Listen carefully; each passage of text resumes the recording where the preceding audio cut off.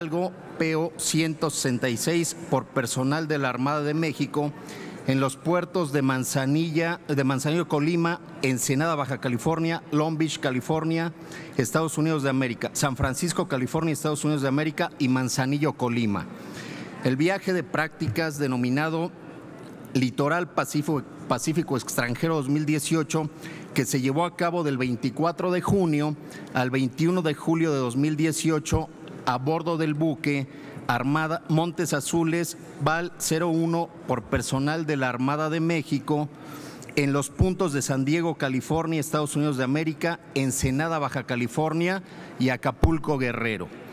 El viaje de prácticas denominado Caribe 2018, que se llevó a cabo del 12 de junio al 5 de julio de 2018 a bordo del buque Armada Huasteco AMP 01 por personal de la Armada de México en los puertos de Veracruz, Veracruz, La Habana, Cuba, San Juan, Puerto Rico, Santo Domingo, República Dominicana y Cozumel, Quintana Roo.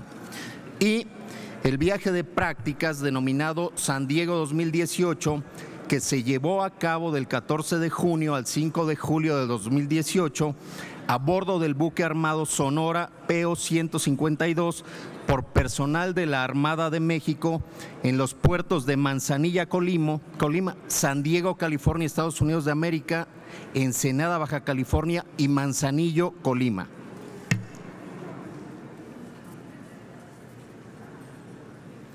Presidente.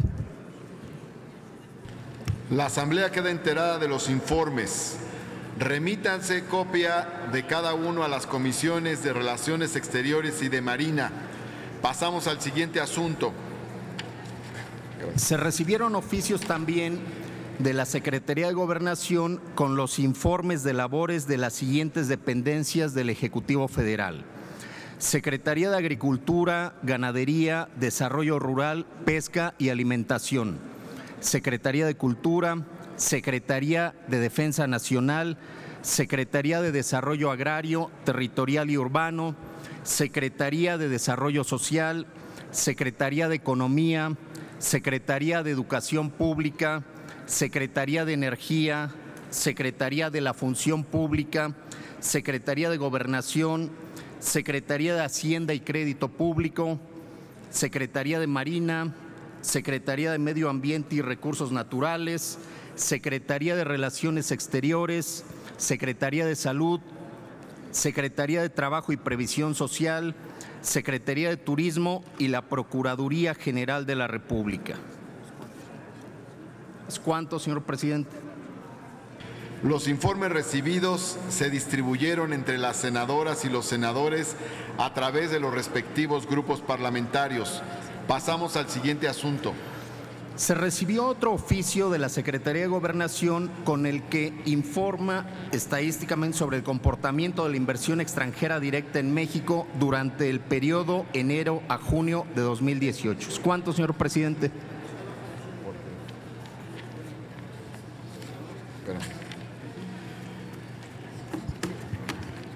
Se remite a la Comisión de Comercio y Fomento Industrial.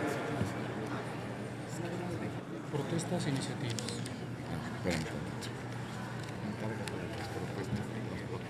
Lo que voy a hacer, una escala técnica. Aquí.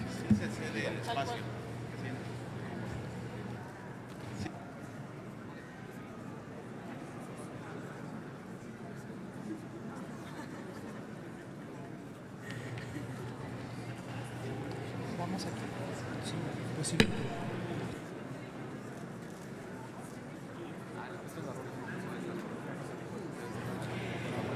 Compañeras y compañeros senadores, a partir de las licencias aprobadas de los senadores José Ramón Enríquez Herrera y Manuel Velasco Cuello el pasado martes, esta presidencia convocó a los ciudadanos Juan Quiñones Ruiz y Eduardo Enrique Murad Hinojosa para que rindan la protesta correspondiente. Los ciudadanos Quiñones Ruiz y Murad Hinojosa se encuentran en el salón contiguo. Por esta razón, solicito a las senadoras y a los senadores Alejandra Lagunes Soto Ruiz, Verónica Noemí Camino Farjat y Raúl Bolaños Cacho Cue los inviten a pasar a este salón de sesiones y los acompañen durante el acto de su protesta.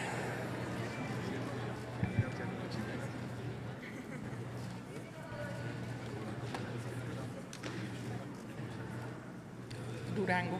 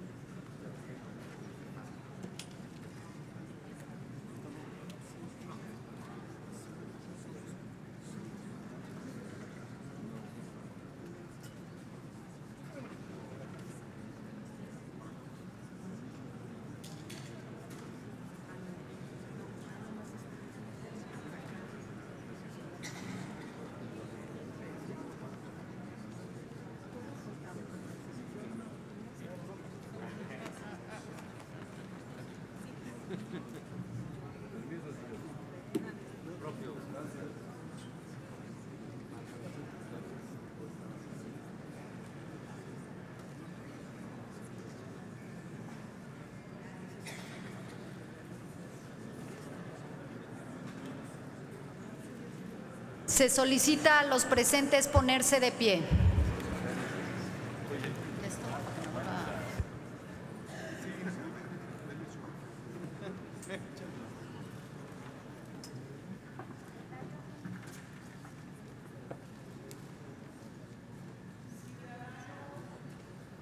Ciudadano Juan Quiñones Ruiz, con motivo de la licencia autorizada al senador José Ramón Enríquez Herrera, esta presidencia le convocó a rendir su protesta constitucional y legal como senador de la República. Ciudadano Enrique Eduardo Murad Hinojosa, con motivo de la licencia autorizada al senador Manuel Velasco Cuello, esta presidencia le convocó a rendir su protesta constitucional y legal como senador de la República. En consecuencia, pregunto a ambos: ¿protestan guardar y hacer guardar la Constitución Política de los Estados Unidos Mexicanos, las leyes que de ella emanen y desempeñar leal y patrióticamente el cargo de senador de la República que, respectivamente, el pueblo les ha conferido, mirando en todo por el bien y prosperidad de la Unión? Sí, protesto. Si así no lo hicieran, que la nación se los demande. Felicidades. Les solicito pasen a ocupar el escaño que les ha sido asignado a fin de que se incorporen inmediatamente a nuestros trabajos.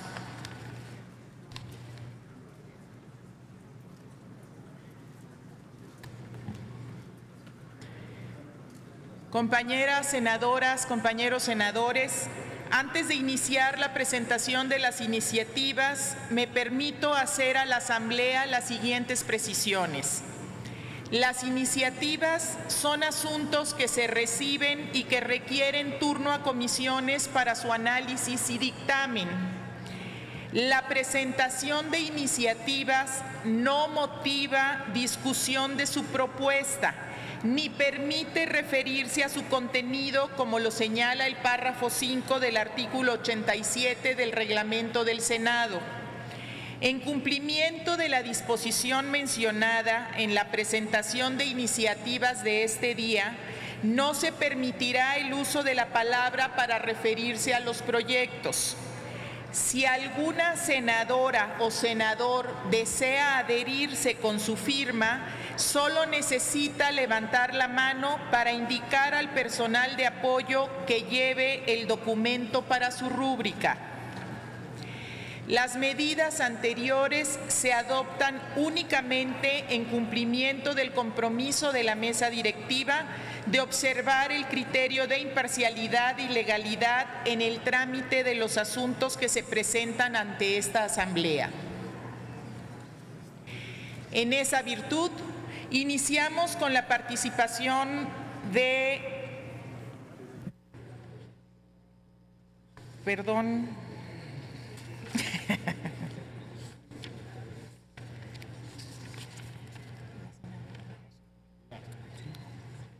El siguiente de Morena. Soy yo, nada más. Métete directo a la que sigue. Sí. Tiene la palabra la senadora Kenia López Rabadán del Grupo Parlamentario de Acción Nacional para presentar un proyecto del decreto por el que se reforman y adicionan diversos artículos constitucionales en materia de paridad de género.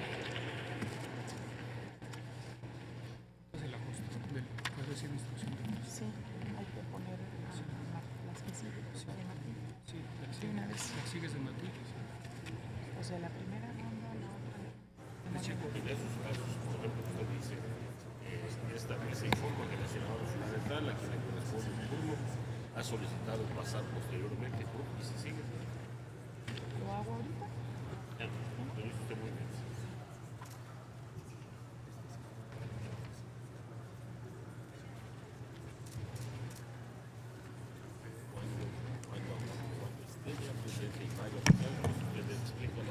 Muchas gracias a la presidenta. Para mí es un honor estar en esta alta tribuna.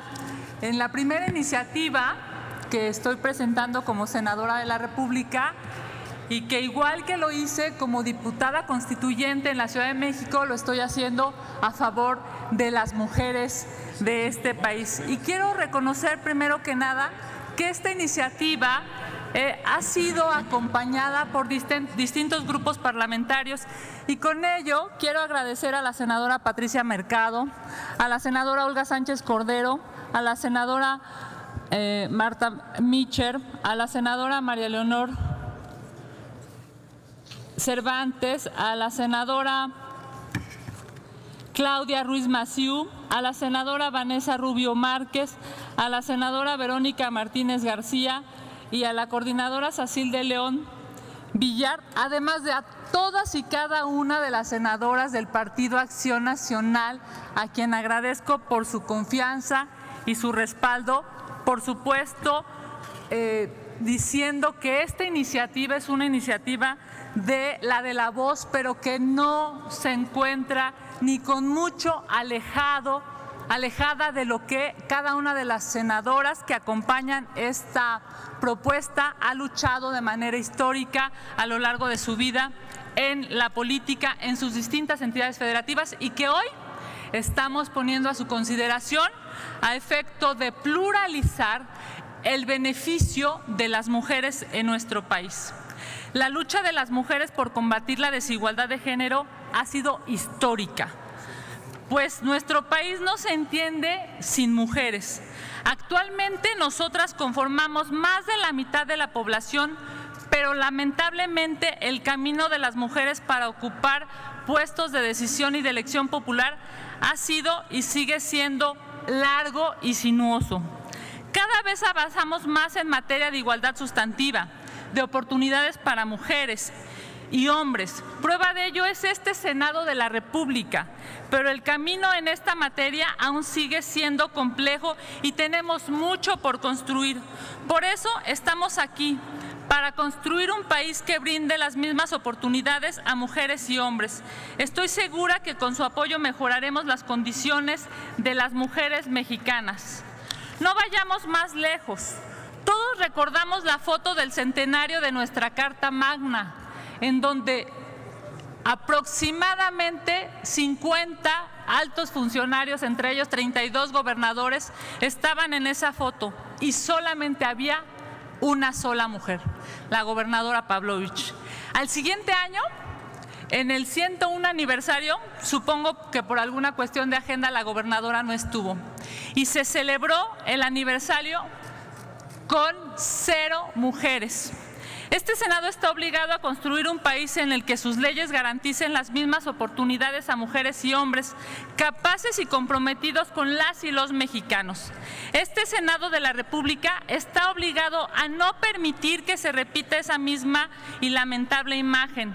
Por ello, me permito presentar a nombre del Partido Acción Nacional, de mis compañeras del PAN y de distintos grupos parlamentarios, la iniciativa con proyecto de decreto por el que se reforman y adicionan los artículos 3, 6, 26, 27, 28, 41, 50, 73, 89, 94, 99, 100, 102, 115 y 116 de la Constitución Política de los Estados Unidos Mexicanos en materia de paridad y género, por la que esta fracción parlamentaria y los distintos grupos parlamentarios hemos venido luchando históricamente en pro de la participación efectiva de las mujeres. México tiene casi 120 millones de habitantes, de los cuales el 51.4% somos mujeres. No obstante, la desigualdad de oportunidades impera en los diferentes órdenes de gobierno, en los poderes de la Unión e incluso en los organismos públicos autónomos. Ejemplo de lo anterior se refleja con la solicitud de información que hice al Consejo de la Judicatura para saber cuántas mujeres son ministras, cuántas son magistradas y juezas en el Poder Judicial de la Federación, en donde se me contestó que de los 11 ministros, 9 son hombres. De los 876 magistrados de circuito, 714 son hombres. Y de 581 jueces de distrito, 444 son hombres. Lo mismo ocurre en el Consejo de la Judicatura Federal, en donde de los 7 integrantes, 5 son hombres. No podía decirse que no existen mujeres preparadas para acceder a ser ministras, juezas de distrito o magistradas de circuito, ya que de conformidad con el Censo Nacional de Impartición de Justicia Federal de 2018, realizado por el INEGI, existen 48,125 servidores públicos adscritos al Poder Judicial de la Federación, en donde 23,030 son hombres y 22,589 son mujeres. Es decir, prácticamente hay paridad de género en los cargos inferiores, tal y como son los secretarios de acuerdo, actuarios, proyectistas y demás servidores del Poder Judicial. Sin embargo, a la hora de acceder a los cargos superiores en la impartición de justicia, el porcentaje de mujeres disminuye preocupantemente.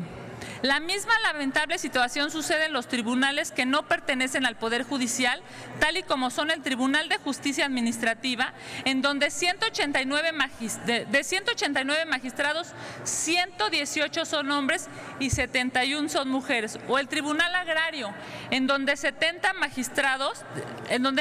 magistrados y 45 de ellos son hombres, solo 25 mujeres hay.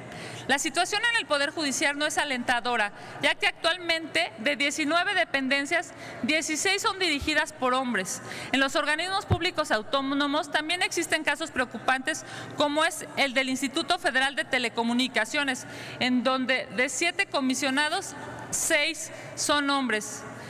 Solamente una mujer se encuentra ahí y ella está cerca de concluir su mandato.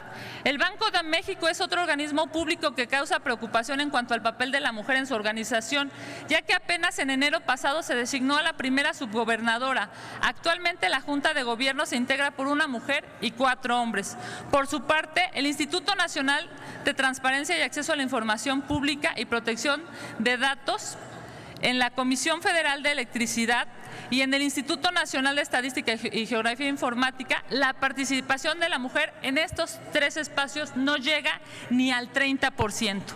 Mención aparte merecen el Instituto Nacional para Evaluación de la Educación, en el cual existe paridad de género en su junta de gobierno. Son 3 mujeres y 2 hombres. El Consejo Consultivo de la Comisión Nacional de Derechos Humanos, en donde existen 6 mujeres y 5 hombres. Asimismo, hay que mencionar al Instituto Nacional Electoral, en donde se ha avanzado en la participación de la mujer en su Consejo General. Sin embargo, aún no se ha logrado una paridad plena, ya que de sus 11 integrantes solo hay 4 mujeres y 7 hombres. Asimismo, es importante señalar que se propone el mismo esquema para las entidades federativas, así como para la integración de los ayuntamientos, es decir, paridad de los 3 poderes en todas las entidades federativas, los municipios y organismos públicos autónomos locales.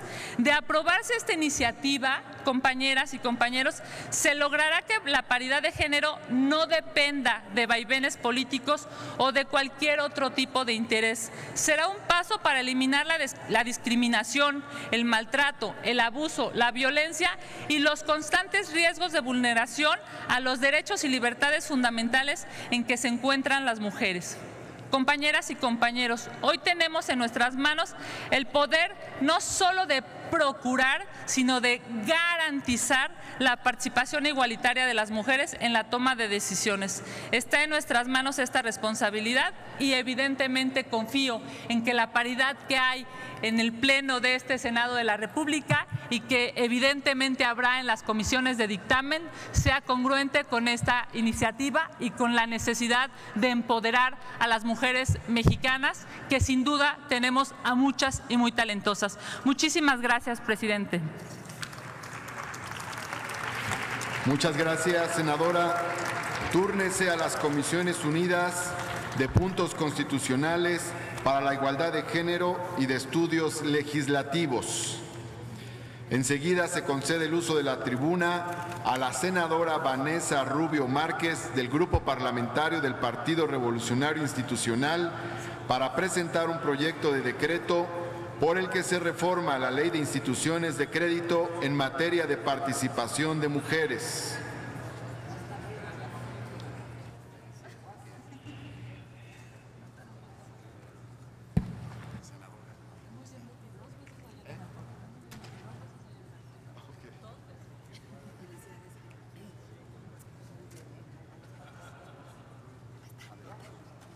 Adelante, senadora. Muchas gracias, muy buenos días. Con el permiso del presidente, con el permiso de nuestro coordinador de grupo, desde luego con el respaldo de todo mi grupo parlamentario y con un contexto muy importante que implica una de las prioridades de nuestro grupo parlamentario siendo la igualdad en su término más amplio, la igualdad de género, la igualdad de participación de las mujeres en la vida política, económica y social de nuestro país. Así es que con eso de contexto, pero también reconociendo que en nuestro país hemos logrado muchos avances en materia de género, este Senado desde luego es una expresión manifiesta del mismo, pero además también teniendo el orgullo de haber sido la primer mujer subsecretaria de Hacienda y Crédito Público en la vida de nuestro país. Nos tardamos 200 años para que eso sucediera. Creo que las mujeres tenemos también una responsabilidad, así la siento yo, de poder legislar en este caso para lograr el empoderamiento económico y financiero de las mujeres. Es un elemento muy importante para que a distintos niveles las mujeres puedan ejercer sus derechos plenos y para que las mujeres puedan participar en la economía de sus comunidades, en la economía del país entero.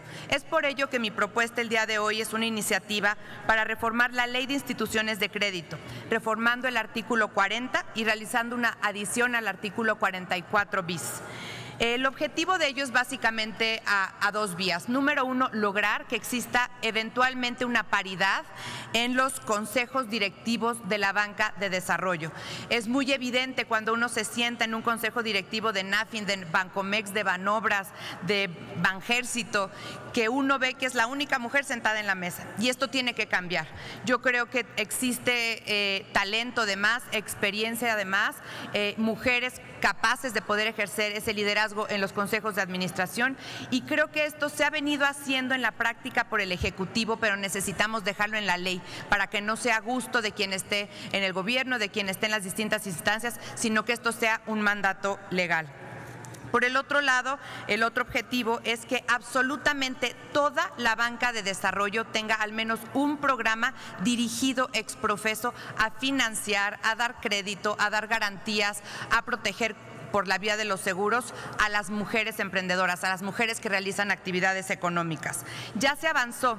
De 2016 a 2018 pasamos de 4 instituciones de la banca de desarrollo a 9 que hoy ya tienen un programa ex profeso para las mujeres. Pero de nuevo, esto fue una decisión del Poder Ejecutivo, pero necesitamos dejarlo en la ley para que perdure y para que generemos precedente. Simplemente destacar que el saldo histórico del financiamiento de la banca de desarrollo a las empresarias, a los empresarios, a las micro, pequeñas y medianas empresas, a las empresas medianas, a las empresas grandes, ha sido históricamente de 2 billones de pesos. Esos 2 billones de pesos también tienen que tener una mayor participación y afectación positiva a las mujeres, y ese es el objetivo en particular de la adición que se realiza en esta propuesta al artículo 44 bis de la Ley de Instituciones de Crédito. Simplemente cierro mi comentario esperando que muchas más senadoras y senadores apoyen esta iniciativa, además del grupo al que represento, y reiterar que la participación de las mujeres en la economía y en las finanzas de nuestro país es un tema de justicia, es un tema de derecho, pero además, no lo olvidemos, es un tema de productividad y competitividad. Si queremos economías prósperas, tenemos que hacer que la mujer participe cada vez más en su comunidad, en su empresa, en este caso en los consejos de administración de las empresas, de la banca de desarrollo, y desde luego también como beneficiarias de los créditos y del financiamiento de esta misma banca. Así es que muchas gracias, compañeras y compañeros, por haberme escuchado, y espero que más se sumen a esta iniciativa. Buenas tardes. Gracias, presidente. Muchas gracias, senadora. Túrnese a las Comisiones Unidas de Hacienda y Crédito Público, para la Igualdad de Género y de Estudios Legislativos. Sonido en el escaño de la senadora Malú Micher.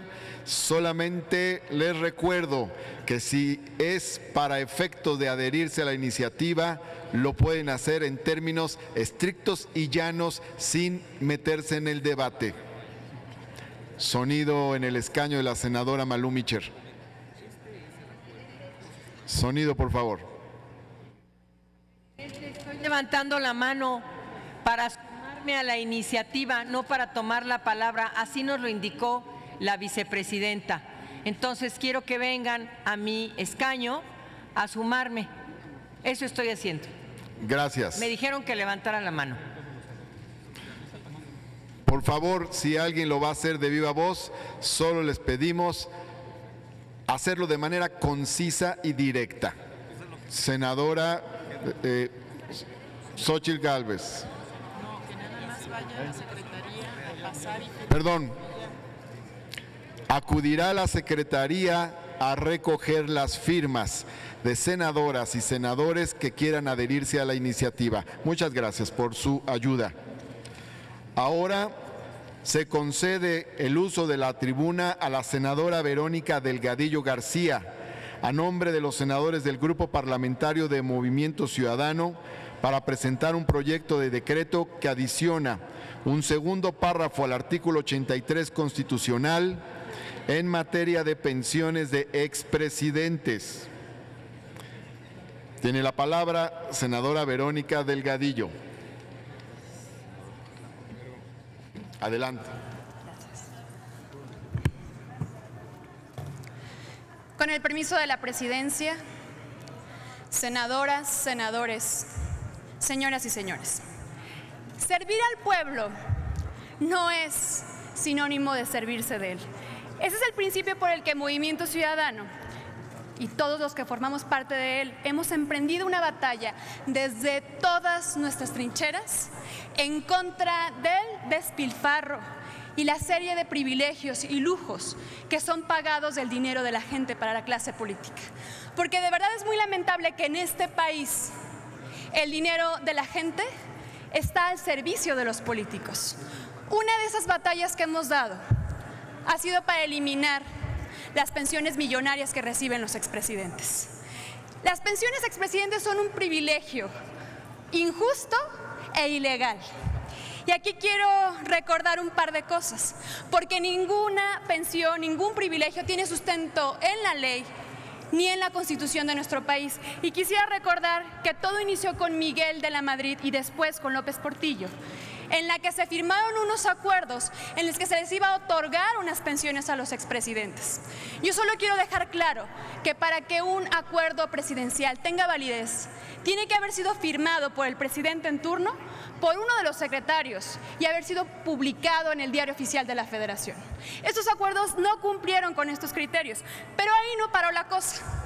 Después, Zedillo, Vicente Fox, Felipe Calderón continuaron y aumentaron esta clase de privilegios.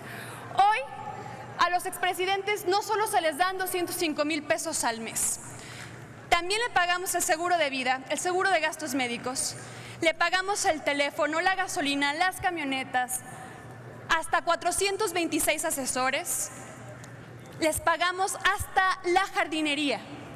En este país los expresidentes nos cuestan cerca de 200 millones de pesos al mes, del dinero de todos los mexicanos. Como oposición, hace cerca de 3 años, nosotros propusimos modificar la ley de egresos para que por primera vez se frenara este tipo de privilegios. Pero la entonces mayoría aplastante del PRI frenó nuestra propuesta. Pero no solo lo hicimos en el presupuesto, también presentamos 3 veces la iniciativa para eliminar este tipo de privilegios. También mandamos una carta a todos los expresidentes de México para que en un ejercicio de dignidad y de vergüenza renunciaran a este privilegio. También quiero recordarles que hace unos meses fuimos a Los Pinos y llevamos cerca de 60,000 firmas de mexicanas y mexicanos que exigen expresidentes sin pensión. En Movimiento Ciudadano estamos convencidos de que no necesitamos esperar al 1 de diciembre y mucho menos al próximo año para iniciar la transformación de este país. Nosotros podemos comenzar a ponerle un alto al despilfarro y al uso del dinero público para privilegios de la clase política hoy. Por eso mi compañero Clemente Castañeda y yo y todos mis compañeros de bancada hoy cumplimos con uno de nuestros compromisos que tuvimos en campaña y presentamos esta iniciativa para ponerle un alto a este privilegio, pero ponerlo de manera formal. Miren, compañeras y compañeros, muchos de los que están aquí quisieron lucrar con este tema.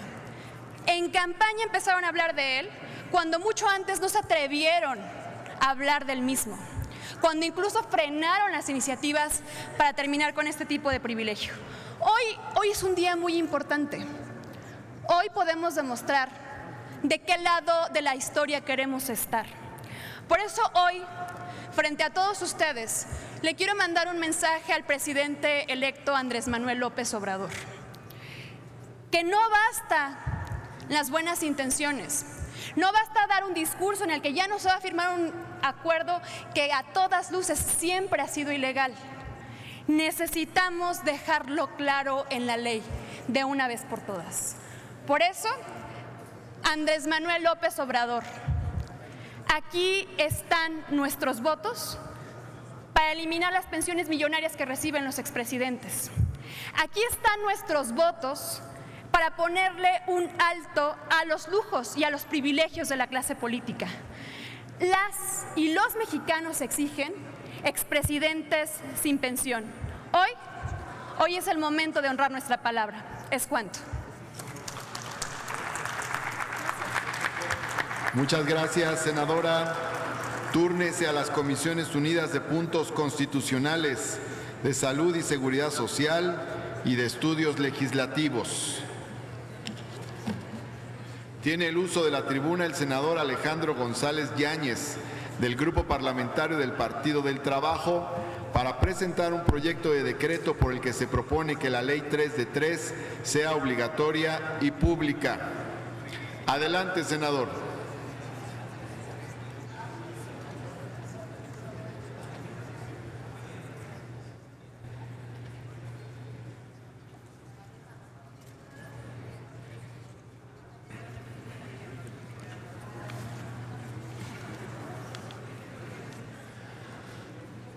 Con la venia de la presidencia, senadoras y senadores, representantes ante el Congreso de la Unión del Pacto Federal.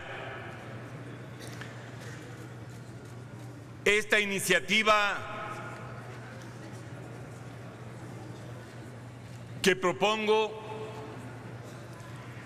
tiene el propósito fundamental de que la denominada Ley 3 de 3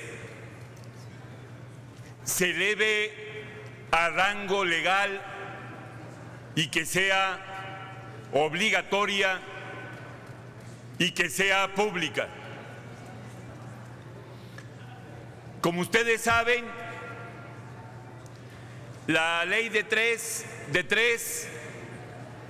es la declaración patrimonial, la declaración fiscal, la declaración de intereses. Si ustedes aprueban esta iniciativa, todas y todos los servidores públicos tendremos que hacer las 3 declaraciones de manera obligatoria y cualquier ciudadana y ciudadano podrá consultar, conocer, incluso cuestionar los contenidos de las 3 declaraciones. Es un clamor nacional, es un reclamo popular que llegue a este país la honradez, la rectitud y la honestidad. Hay que acabar de tajo con la corrupción. Hay que acabar con el enriquecimiento ilícito de muchos de los integrantes de la clase política de esta nación. Ese ha sido y es la demanda del pueblo de México. Su servidor en campaña electoral fui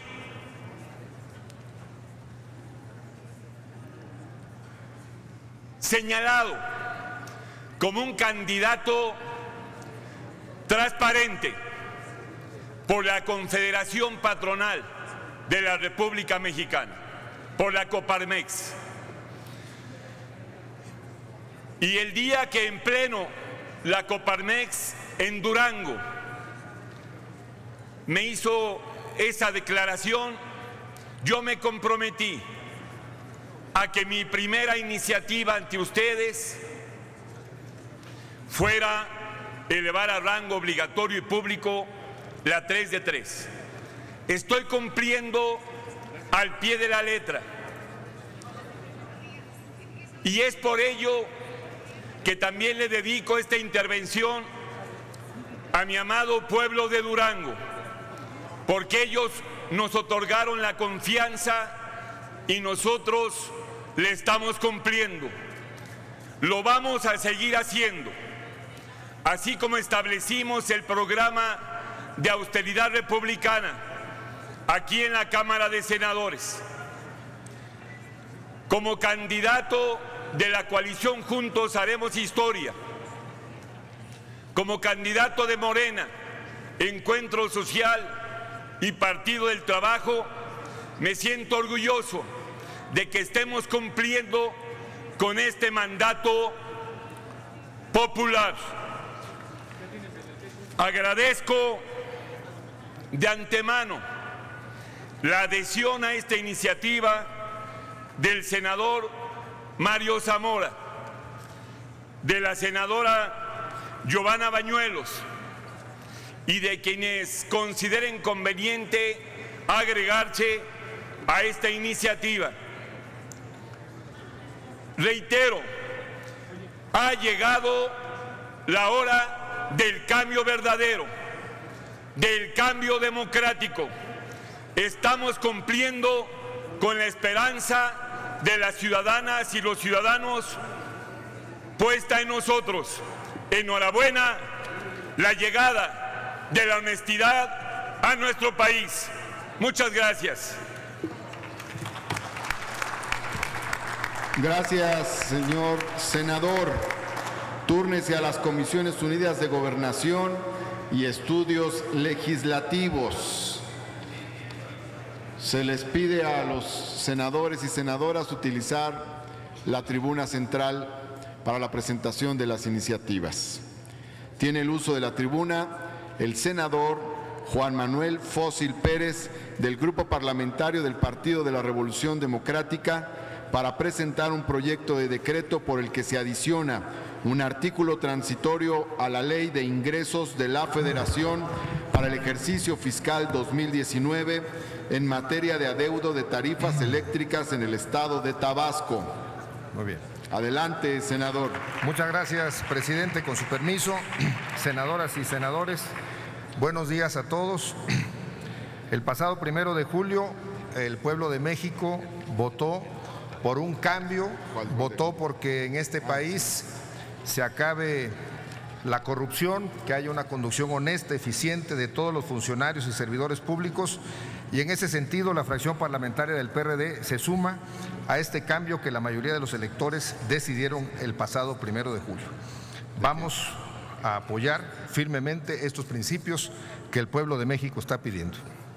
Como senadores tenemos que ver asuntos del país, pero también representamos a nuestros estados ante la Federación, y ese es el asunto que hoy me tiene aquí con ustedes. Senadoras y senadores, desde febrero de 1995, como protesta en contra de un fraude electoral y de la primera ocasión que se pudo comprobar plenamente el rebase en gastos de campaña en más de 10 veces por parte del candidato oficial del PRI en ese entonces a la gubernatura de Tabasco, surgió el movimiento de resistencia civil pacífica en nuestro estado. Cabe señalar que el candidato en ese entonces del PRD al gobierno era el licenciado Andrés Manuel López Obrador, quien abanderó este movimiento de resistencia civil y que hoy es el presidente electo de este país. Dicha resistencia consistía en no pagar el costo de diversos impuestos y servicios públicos como impuesto predial, el agua, energía eléctrica, entre otros. El costo excesivo del servicio de energía eléctrica, más que otros servicios públicos e impuestos, fue enfocando el movimiento de resistencia civil de manera muy importante hacia el no pago de la energía eléctrica. Y como todos los que han sufrido en el país algún cobro excesivo de Comisión Federal, sabrán que esta empresa de gobierno siempre tiene la razón. Este no pago de energía eléctrica por más de 400,000 familias en Tabasco y algunos estados vecinos nos llevó al PRD y a sus autoridades a apoyar a la población en resistencia con reconexiones, defensa jurídica, apoyo económico de cuando menos el 50% del costo de transformadores, mantenimiento en líneas y en su caso ampliaciones eléctricas, porque la Comisión Federal de Electricidad desatendió estos mantenimientos y el aumento de capacidad que el aumento poblacional exigía en líneas y transformadores. La cerrazón de autoridades federales que durante 25 años no han atendido este movimiento social, repito, por las tarifas excesivas de la energía eléctrica y abusos de Comisión Federal, llevó a más de 400,000 familias a estar en resistencia y además a que la crisis que se ha venido dando en Tabasco, que la quiero comentar, además de que desde el 2007 se cambió el régimen de participación de presupuesto a los estados y Tabasco salió perjudicado. Además, en este sexenio, con la reforma energética, se retiró toda la inversión de Pemex en Tabasco, o la mayor parte de la inversión de Pemex en Tabasco, y esto ha generado que seamos el estado con mayor desempleo en el país y con una crisis de inseguridad y de otros males que nos ha aquejado ya con estos recortes en Pemex y recortes en el presupuesto de Tabasco. Cabe mencionar que esta deuda que hoy los más de 400,000 usuarios de Comisión Federal tenemos con Comisión Federal asciende a más de 9,000 millones de pesos y contando cada día más. En ese sentido, proponemos en primera instancia la condonación del adeudo histórico de energía eléctrica en el estado de Tabasco. Ello radica en reconocer por parte del gobierno federal esta lucha y es una reivindicación. No es gracia política, simplemente es justicia de una lucha en Tabasco. En segundo lugar, y en base a estudios técnicos realizados por instituciones de educación superior, proponemos la reclasificación de la tarifa eléctrica, es decir, que a Tabasco se le ubique en la tarifa 1F, que es la tarifa más baja. Esta tarifa ya se le ha otorgado a otros estados, no es ninguna cuestión particular solamente para Tabasco, estamos pidiendo que se nos asigne esa tarifa que beneficia mucho a Tabasco. De igual manera se busca que tanto las empresas chicas, pequeñas y medianas empresas les beneficie esta tarifa, ya que los altos costos por este servicio las hace muy poco competitivas respecto a otras empresas establecidas en otros estados de la República, lo cual desincentiva aún más la creación de nuevos negocios y generación de empleos en Tabasco. En tercer lugar, como estos costos de la luz ha perjudicado a los que sí han cumplido con el pago oportuno, proponemos que haya créditos para adquisición de energías limpias como la adquisición de paneles de energía solar, asimismo para aires acondicionados y refrigeradores que sean ahorradores de energía. Esta serie de medidas permitiría mejores condiciones de desarrollo para Tabasco, mejor nivel de bienestar para nuestra población y entiendo que esta medida pudiera replicarse en otras entidades federativas que sufran las mismas condiciones. Quiero pedirles a todos, compañeras y compañeros senadores, que nos apoyen en esta iniciativa que estamos presentando hoy ante este honorable Cámara de Senadores y que es una añeja demanda. Para tal fin ya la hemos presentado la iniciativa. Les agradezco su atención y les pido su posterior apoyo cuando tratemos esta iniciativa. Muchas gracias. Buenos días. Gracias, presidente. Gracias, senador. Túrnese a la Cámara de Diputados. Para efectos de adherirse a la iniciativa, por favor, la Secretaría pueda recoger la firma del senador Antonio García. Sonido en el escaño del senador Antonio García. Pedirle a mi compañero y amigo Juan Manuel Fósil si no tiene inconveniente de que Michoacán sea considerado también en esta iniciativa, por lo que significa sobre todo la región de Tierra Caliente. Gracias. Les recuerdo que solo en la presentación de iniciativas puede haber pie a adhesiones. La discusión sobre el contenido se dará en comisiones, así como las modificaciones correspondientes. Enseguida tiene el uso de la tribuna la senadora Alejandra Lagunes Soto Ruiz, a nombre de los senadores del Grupo Parlamentario del Partido Verde Ecologista de México, con proyecto de decreto que reforma y adiciona diversas disposiciones de la Ley General de Educación y de la Ley Federal del Trabajo en materia de permiso laboral. Adelante.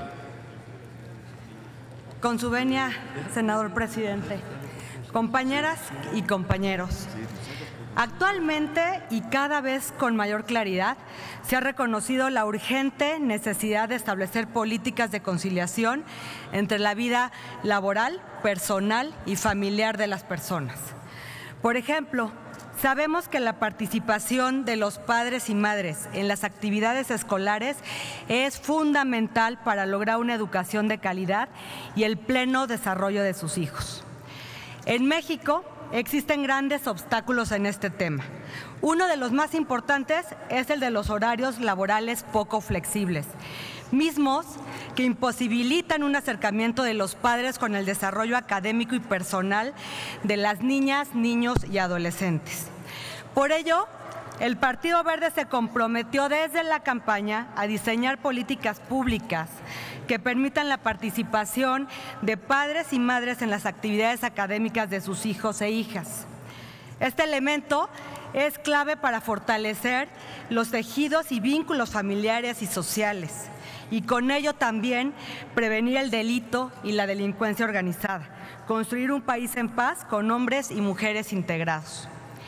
Además, en el Partido Verde estamos convencidos que cualquier política de conciliación debe de centrarse en toda la población trabajadora y no solamente en las mujeres. Y es que la incorporación masiva de las mujeres a los mercados laborales ha sido una de las grandes conquistas de los movimientos feministas alrededor del mundo y de México. Sin embargo, esta incorporación no se ha dado en condiciones de equidad e igualdad y como consecuencia no ha construido sociedades más justas. Los análisis económicos que solo consideran a los mercados han dejado de lado la complejidad del mundo real. No ponen al descubierto las raíces de las desigualdades persistentes entre hombres y mujeres, y una de las más importantes es la división sexual del trabajo. Es decir, la incorporación de las mujeres al mercado laboral no ha ido de la mano con la inserción de los hombres a las tareas del cuidado de las familias. Por estas razones, hoy presentamos una iniciativa que busca establecer el permiso laboral para participar en actividades escolares. Proponemos que ambos, madres y padres de familia, colaboren activamente con las instituciones escolares al menos una vez al mes en actividades diversas para el mejoramiento educativo.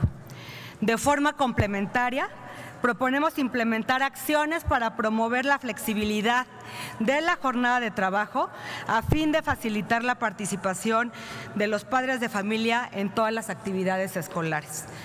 Para tal efecto, proponemos reformar diversos artículos de la Ley General de Educación y de la Ley Federal del Trabajo.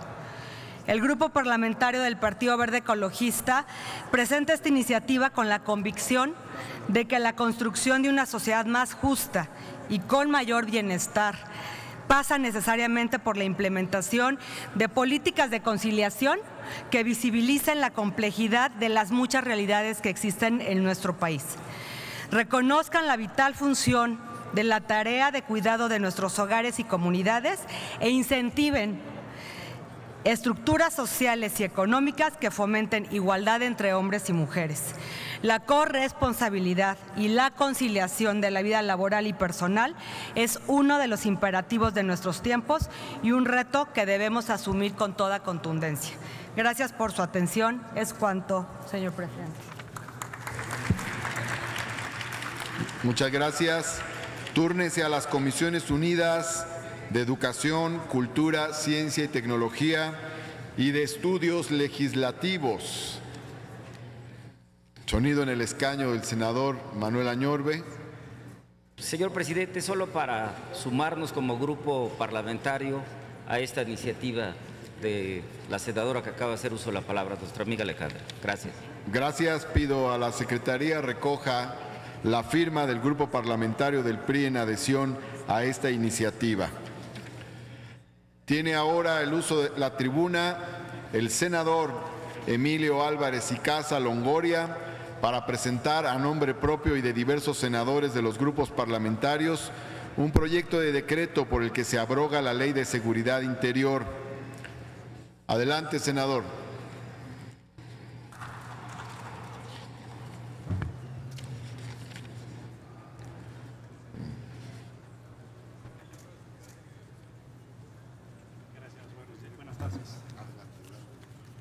Adelante. Gracias, señor presidente. Muy buenas tardes. A nombre de las y los senadores Alejandro González, del Grupo Parlamentario del PT, Dante Delgado, Clemente Castañeda, Patricia Mercado, Indira Kempis, Samuel García, Verónica Delgadillo, José Ramón Enríquez, todos ellos del Grupo Parlamentario de Movimiento Ciudadano, de Gustavo Amadero, Gloria Elizabeth Núñez y Minerva Hernández del Grupo Parlamentario del PAN, a quienes mucho agradezco y reconozco y en el mío propio, presentamos esta iniciativa para abrogar la Ley de Seguridad Interior, misma que está abierta por si alguna más de los integrantes de esta Asamblea quisiera unirse. En particular, agradezco al senador Dante Delgado, coordinador del Grupo Parlamentario de Movimiento Ciudadano, que decidió dar prioridad a esta iniciativa, a pesar de que el Grupo Parlamentario de MC tenía una propia. Muchas gracias al Grupo Parlamentario de Movimiento Ciudadano por este gesto y a los demás colegas de los distintos integrantes de los grupos parlamentarios. Van más de 10 años de esta guerra contra el narcotráfico, pero los delitos que supuestamente se iban a combatir por las Fuerzas Armadas y otras fuerzas de seguridad no se han reducido. Por el contrario, el consumo y el trasiego de drogas se ha incrementado. De hecho, 2018 tiende a ser el año más violento en décadas, superando ya de por sí al 2017, que era registrado como el más violento. El saldo de la lucha contra el narcotráfico en materia de derechos humanos ha sido catastrófico. México está ubicado como un país que, según la Organización Mundial de la Salud, tiene índices de una pandemia de violencia. Más de 36,000 personas desaparecidas consignadas según la cifra oficial. Más de 150,000 personas asesinadas, más de 280,000 personas desplazadas en un tema no reconocido por el Estado mexicano en materia del desplazamiento interno, y por lo menos se han registrado por distintas instancias nacionales e internacionales más de 6,000 víctimas de tortura. En un hecho que además preocupa en este contexto es que diversos funcionarios minimizan los delitos, afirman que se trata de hechos aislados y de hecho, muy lamentablemente, se criminaliza a las organizaciones que documentan abusos y representan a víctimas. Es más, las propias víctimas han sido asesinadas en busca de sus familiares. Instituciones competentes no investigan, ni procesan, ni castigan a los responsables. El pacto de impunidad ha permitido el surgimiento y crecimiento de las redes de macrocriminalidad, que significa la complicidad orgánica de los poderes fácticos legales con los poderes fácticos ilegales. Y se vinculan, por supuesto, a través de distintos esquemas de corrupción a todos los niveles. No existen diagnósticos oficiales que, con base en la evidencia, analicen los impactos de la intervención de las Fuerzas Armadas en tareas de seguridad pública desde lo que se ya ha llamado la guerra contra el narcotráfico. Ahora bien, las condiciones actuales de ingobernabilidad, control de microcriminalidad en amplios territorios del país, crisis de violencia institucional y criminal, así como humanitaria, en donde no hay una política criminal efectiva, y se ha incrementado exponencialmente el poder corruptor y de fuego de los grupos criminales, con un saldo terrible y doloroso de cientos de miles de víctimas. Es evidente la presencia inhibitoria de los militares.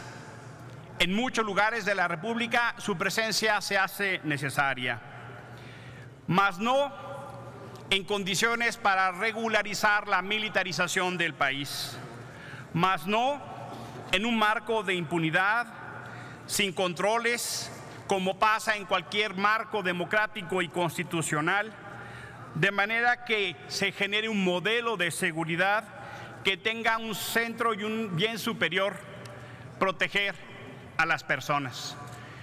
No es un tema que tenga que ver con el descrédito de las Fuerzas Armadas, todo lo contrario, son las instituciones más confiables y tenemos que cuidarlas. En eso estamos amplios sectores de la vida nacional de acuerdo. Ahora bien, toca preguntarse por qué abrogar la Ley de Seguridad Interior.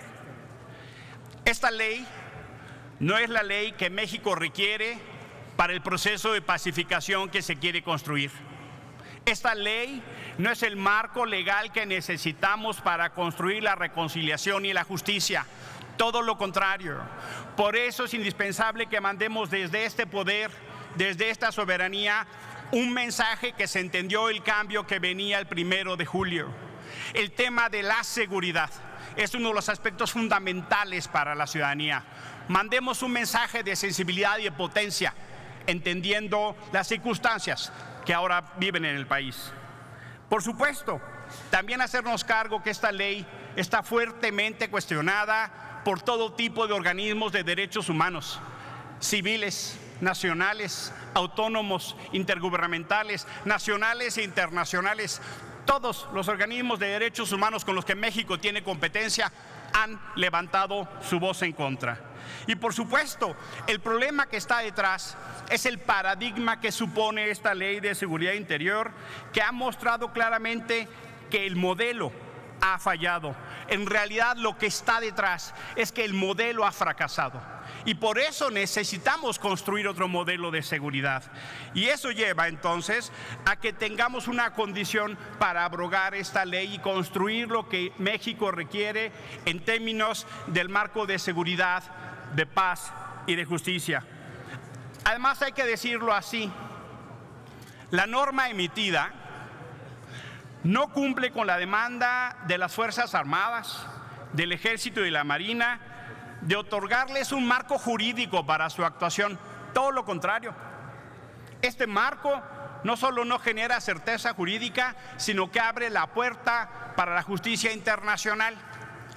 Serán en las instancias internacionales, por cierto, obligación de México, donde se van a resolver muchos de los temas como consecuencia de esta ley. Hay una circunstancia a subrayar. Legisladores de Acción Nacional, del Partido de la Revolución Democrática, del Movimiento Ciudadano y del Movimiento Regeneración Nacional se opusieron con solidez y contundencia cuando se aprobó esta ley. Tuvieron la fuerza política para hacer valer sus argumentos y evidenciar claramente que la aprobación de esa legislativa lo que iba a hacer es regularizar lo irregular y legalizar lo ilegal. Se han presentado acciones de inconstitucionalidad y eso es una señal que quedó solo aquellos como instrumento que eran minoría. Pero, ¿por qué no esperar entonces? Porque se trata de que ejerzamos nuestras facultades no por otro poder. Por supuesto, la Suprema Corte de Justicia, respetable, podrá emitir, pero si se abroga, más bien dicho, se queda sin materia y se sobresee. Ejerceremos nuestras facultades por las facultades propias que tiene el Poder Legislativo y no por interpósito poder. Y también habrá que así decirlo, es muy importante subrayar, y de hecho nos entusiasma, que legisladores, personas que estuvieron en el Senado, hoy en la Cámara de Diputados, levantaron poderosamente su voz. Por ejemplo, Alejandro Encinas y Zoé Robledo, que serán futuros subsecretarios, como ha afirmado el presidente electo Andrés Manuel López Obrador, o también personalidades como Mario Delgado, Juan Carlos Romero Hicks o Dolores Padierna, que desempeñan funciones de coordinación en la Cámara de Diputados. Ahí están, y de hecho en la iniciativa se recuperan todos sus argumentos cuando se pronunciaron en contra. De manera tal, colegas, compañeros, es que queremos abrir una discusión civilizada y pacífica para el marco de seguridad y justicia que México requiere. Quienes en oposición perdieron, hoy son gobierno y tienen toda la condición y facultad, sumado a los legisladores que aquí están, para mandar un cambio poderoso, para mandar un mensaje poderoso para adecuar esa norma. Antes de terminar, señor presidente, solicito atentamente que esta intervención se inscriba en el diario de debates, así como el documento que ahora entrego. Es el documento del colectivo Seguridad sin Guerra, elementos para una pacificación, que de hecho fue entregado a nuestro colega Alfonso Durazo en los diálogos que han tenido con distintos colectivos.